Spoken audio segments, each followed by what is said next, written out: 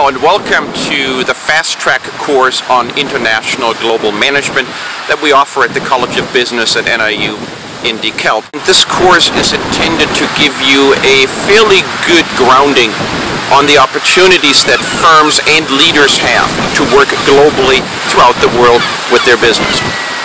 There is a lot more business outside our own comfortable environment than there is within. So what we have here is an opportunity for organizations to expand greatly, not just to build their brain, but to also create value for the organization, to learn, to understand competitors, to understand business strategies, how they are executed differently in different countries, how they are customized to the cultures, norms, and realities of the world at large. We will talk about the foundations of international business and global trade.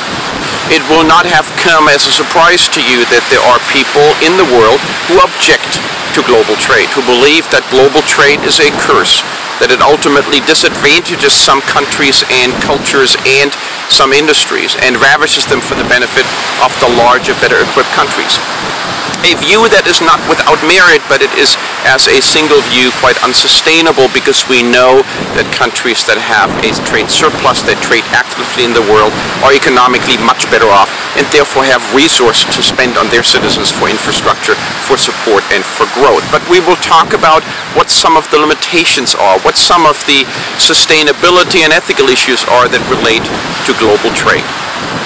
We will talk about a strategic plan for an organization that takes into account global opportunities. How do we learn that there is a need for certain products and services, probably adapted in a polycentric approach, rather than saying what we do good here must be good elsewhere, the ethnocentric approach that many firms in the olden days, years ago, practiced and often failed with. We will then talk about the financial systems. How do we make money move throughout the world? How do we create value that then can be repatriated to us so that we can pay our bills? And that we have growth opportunities in the country that we come from for research and development, for growth, and for moving this company to a much bigger platform where it can excel globally. We will discuss logistics, the physical issues of moving product, but also moving talent, understanding opportunities, making sure that we can travel the world seamlessly and do so in a cost-effective way. We'll talk about laws, a very important part of any sort of global expansion, because each country is naturally quite protective of its system of operations and therefore ends up with a scenario where we have probably a lot more hurdles to climb than we think. How do we do that? How does a person from France seamlessly operate in China?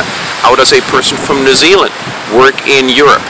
How do we get Americans to export more and therefore be a lot more successful in cleaning up a fairly poor imbalance of trade? We will talk about the cultural factors that apply to operating overseas. It is not just a product. It is not just a service. It is a relationship that we're after.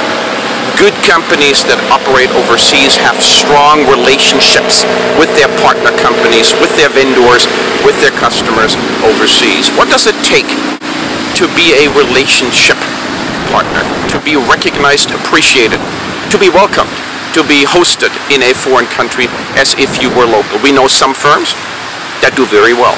They are so immersed that the locals don't even know it's a foreign firm. We know some firms that the moment they arrive somewhere create a huge ruckus of discontent.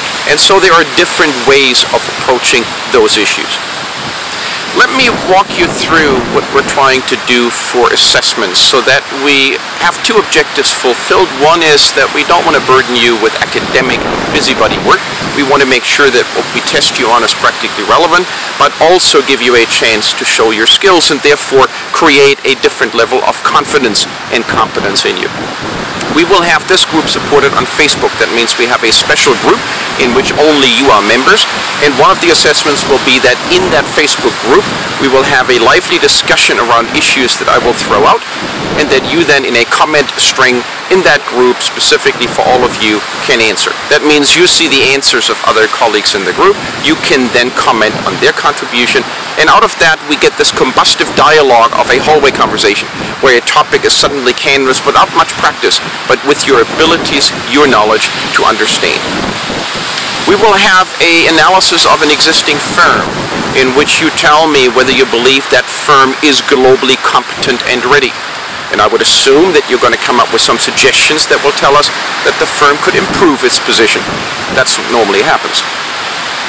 This is important because it gives us a chance to look at a current status quo and to then lift that firm in global performance into the future.